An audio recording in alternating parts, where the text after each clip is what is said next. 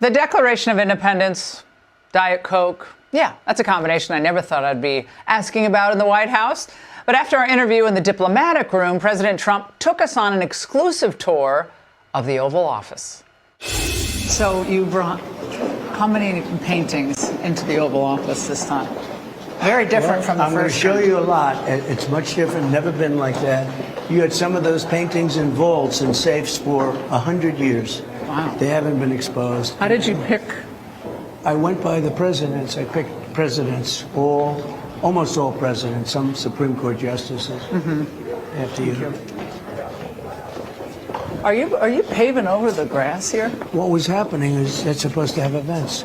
Every event you have, it's soaking wet. Yeah. It's soaking wet, and people can't.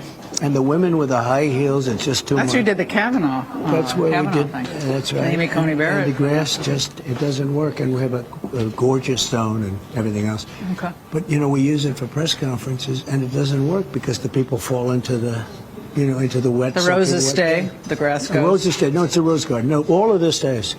Just the center section. I think it's going to be beautiful. I think it's going to be more beautiful. Look at that view over there. See that? Pretty nice. Look at that. How is that? Pretty good? Pretty beautiful. It's a great place. So you thought there's no doubt you're coming back into office when you walked out of here. Well, I felt that, but I didn't know. And let me say it. I didn't know if I was going to run because I knew how much I won that election by. But if I thought I didn't win the election, I absolutely wouldn't have run. Wow. But because of the fact I did so well, it was such a horrible.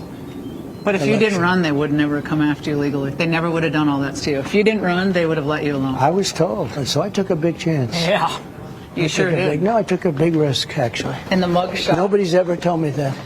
What you just said, nobody's ever said it. That's exactly correct. If I didn't run, none of this. Oh, no. They wouldn't have had any investigation. None of it. Look, they hated me, but you have to get on with your life. They'd be on to the next target. Right. They would have been on to the next Very target. interesting.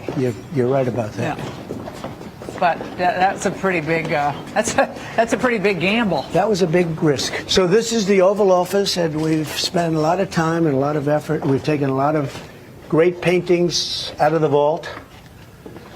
And I don't know, maybe you could circle that somehow. So here's a question I ask. So Reagan has a place of prominence, and George Washington has a place of prominence. And I've asked this question maybe 200 times. People come in.